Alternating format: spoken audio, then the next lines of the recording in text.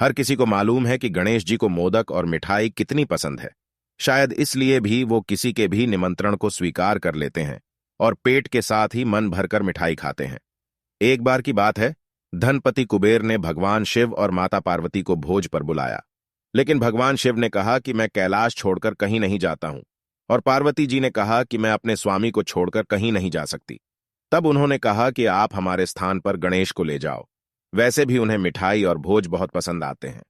तब कुबेर गणेश जी को अपने साथ भोज पर ले गए। वहां उन्होंने मन भरकर मिठाई और मोदक खाए। वापस आते समय कुबेर ने उन्हें मिठाई का थाल देकर विदा किया। लौटने समय चंद्रमा की चांदनी में गणेश जी अपने चूहे पर बैठकर आ रहे थे, लेकिन ज्यादा खा लेने के कारण बड़ी ही मुश्किल से अपने आप को संभाल पा रहे थे।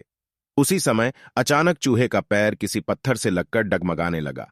इससे गणेशी जी चूहे के ऊपर से गिर गए और पेट ज्यादा भरा होने के कारण अपने आप को संभाल नहीं सके और मिठाइयां भी यहां वहां गिर गईं। यह सब चंद्रदेव ऊपर से देख रहे थे। उन्होंने जैसे ही गणेश जी को गिरता देखा तो अपनी हंसी रोक नहीं पाए और उनका मजाक उड़ाते हुए बोले कि जब खुद को संभाल नहीं सकते तो इतना खाते क्यों हो। चंद्रमा की बात सुनकर गणेश जी को गुस्सा आ गया। उन्होंने सोचा कि घमंड में चूर होकर चंद्रमा मुझे उठाने के लिए किसी प्रकार की सहायता नहीं कर रहा है और ऊपर से मेरा मजाक उड़ा रहा है। इसलिए गणेश जी ने चंद्रमा को श्राप दिया कि जो भी गणेश चतुर्थी के दिन तुमको देखेगा वह लोगों के सामने चोर कहलाएगा। श्राप की बात सुनकर चंद्रमा घबरा गए और सोचने लगे कि फिर तो मुझे कोई भी नहीं देखेगा। उन्होंने शीघ्र ही गणेश जी से माफी मांगी।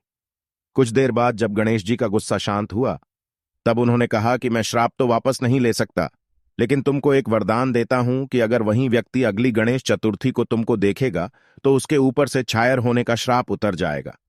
तब जाकर चंद्रमा की जान में जान आई।